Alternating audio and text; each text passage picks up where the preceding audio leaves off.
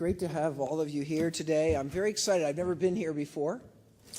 And this is an important new initiative in education, in management education. And I'm very proud that I've known Jose Salibi for many years, and some of your faculty for many years. I've been associated with HSM for a long, long time. Too long, I guess. But it just seems like yesterday. And now we have this remarkable new organization that's trying to transform the way managers get trained. And you all are, I think, hopefully part of something that will be a model, not just here in Brazil, but more broadly around the world. Fine. Professor Porter, a mudança passou a ser maior. I'm asking Portuguese? Okay. Okay. A mudança passou a ser maior e o desafio que o senhor colocou na sua palestra também é muito grande.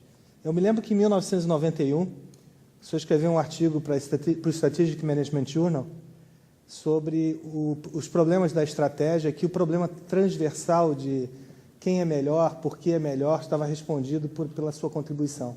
E que o problema longitudinal de como construir uma melhor estratégia, como construir uma melhor empresa, ainda não estava respondido.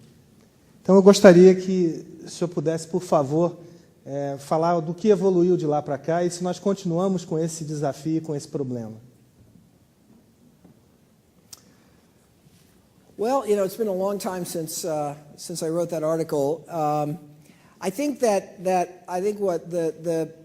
I think we're pretty good in the strategy field at sort of thinking about the time series problem, or the cross-sectional problem, not the time series problem. In any given moment in time, we can understand, you know, why a certain industry is more profitable than another by looking at the five forces, for example. Or we can analyze why one company is more profitable than another by kind of looking at competitive advantage in the value chain and the positioning and so forth. The question that I think remains a big question is the dynamic problem, the time series problem. So how did this end up the way it did? You know, how do industries evolve? How do companies discover a unique position? And I think I think we're starting to get some more insight into this longitudinal or time series problem. And I think that what we come to understand is that there's certain opportunities that are emerging all the time. There's new needs, there's new customers, there's new technological possibilities, and the companies that end up doing well are the companies that perceive how to take advantage of those, and earlier than others. And then the question is, well, why do some companies perceive the opportunity better than others? And sometimes it's just luck. And sometimes it's history. It's you know, it's the company. Somebody in the company, a senior executive, had an experience that brought something to their mind because of the experience they had that other people really haven't seen. So I think we're learning a little bit about the origins of strategy, the origins of competitive advantage.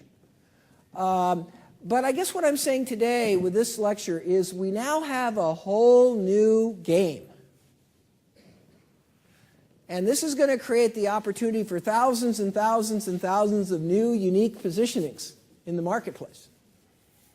And, you know, Whole Foods, I showed you that slide, they were very early to see the opportunity to build a food store around the concept of nutrition and health, rather than, oh, this is just a place to come buy your, you know, your candy bars.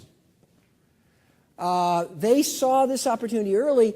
They were widely criticized for being sort of, I'll use an American slang, flaky, sort of wacky.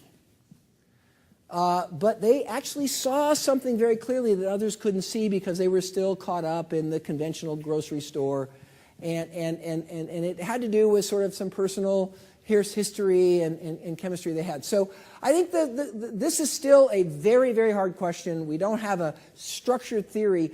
The act of creating a strategy is ultimately an act of innovation. It's seeing something that nobody's seen before. You can put some structure behind it. What we know is that most innovation grows out of perceiving opportunities that didn't exist before that all of a sudden are available today. But how you actually do that is still sort of mysterious. And I don't think the strategy field itself has got the answer. Maybe, there's a lot of new work on innovation. There's a lot of new work on design thinking. That work may be able to give us more structure, but I think it's, Professor, it's still, it's still a puzzle. But I do think this area that we're talking about today is one of those moments where there's going to be lots of new strategies. Lots of new strategies.